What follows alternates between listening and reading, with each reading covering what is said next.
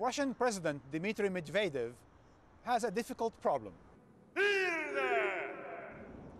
Although he holds the most powerful office in the land, he's overshadowed by his predecessor, Vladimir Putin. But since the war in Georgia, Medvedev suddenly became most popular man in Russia, allowing him to throw his weight around the geopolitical arena and issue the Medvedev Doctrine, a five-point plan explaining exactly where the new Russia sees itself on the world stage. 1. Russia recognizes the fundamental principles of international law, which define the relations between civilized people. 2. The world should be multipolar. We cannot accept a world order in which one country, for example the United States of America, dominates. Such a world is unstable and threatened by conflict. 3. Russia does not want confrontation with any other country. We will develop friendly relations with other countries. 4. Russia will protect the interests of ethnic Russians wherever they are, even if they live in the Baltic states or Georgia. 5. There are regions in which Russia has privileged interests. We will work in these regions and build friendly ties with these countries, our close neighbors. These are the principles I will follow in carrying out our foreign policy. As for the future, it depends not only on us, but also on our friends and partners in the international community. They have a choice. Joining us is Sergei Strokhan, as well, of course, Dr. Nikonov and Colonel Trenin. Welcome to you, gentlemen. Mr. Strokhan, let me start with you. We just came off that package when we heard about how President Medvedev is coming out of the shadows of President Putin. There is something that confuses me in all of this. We all thought around the world that Medvedev was chosen because he is a post-Cold War president. He is none of that generation that lived through the Cold War. But when we heard him recently, especially around the Georgia war, he sounded like a Cold War warrior. Well, of course, Medvedev has to abide to certain rule of the game, and there were certain of the events which largely determined his behavior and his statements. Set up by whom? By the reality, by the way how the things were developing. But for me personally, President Medvedev still remains an enigma.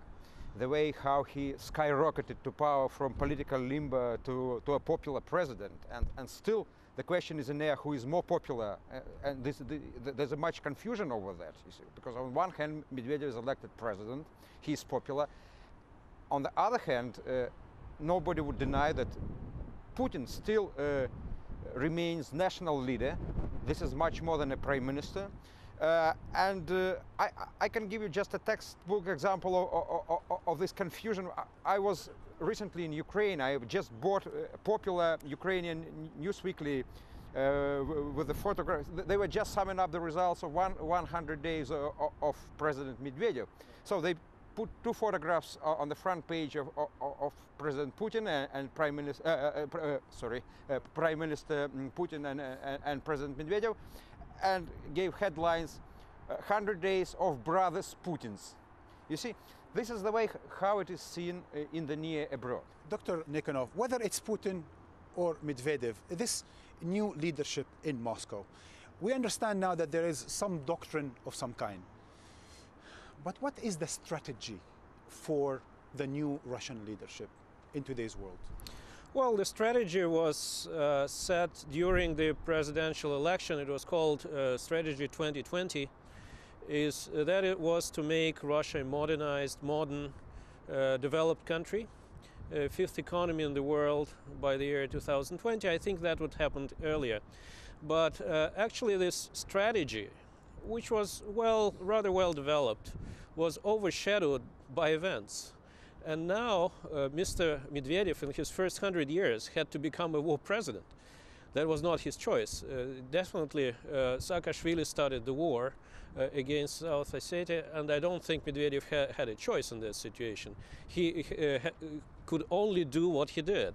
On the other hand, there was a financial crisis, which also started not in Russia, but in the United States. And so now, if you look at the strategies and the agenda, you'll see two different agendas. One is strategic, long-term, and another is tactical, dealing with the current crisis both domestically and in foreign affairs. And that, Colonel Trennin, the idea that the financial crisis is now, felt in Russia, and Russia is trying to have some kind of a relationship with its former republics. To your mind, what has or is more successful? The so-called hard power, war in Abkhazia or South Ossetia and the likes, or soft power, meaning attracting back the former republics because Russia needs economic relationship with them as well as so-called backyard policy with its former republics? Well, I think that in the previous segment we slightly overdid the destructive powers of Russia. I firmly believe that in the 21st century, a country is judged not so much by its ability to destroy others, but rather by its ability to attract others. And I'm sure that Russia has the ability of attraction. Russian is a lingua franca that has a great potential. And this is a language that carries a message. And that's a very important message.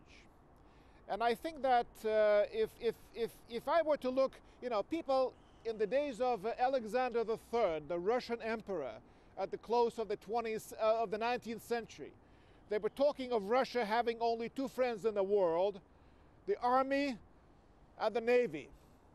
And there are some people today, or let's say a couple of weeks ago, who were still talking about Russia having two friends, great friends in the world, oil and gas.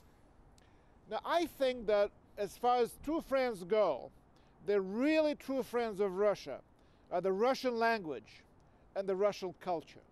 Those two will not betray Russia, and those two will do enormous good for the world. Well, unfortunately, aside from all the economic cooperation, there is something else that we would like to finish with, which has to do more with what's going on with, again, the military tension between Russia and the United States, like the old days of the Cold War. Poland has been fought over for centuries.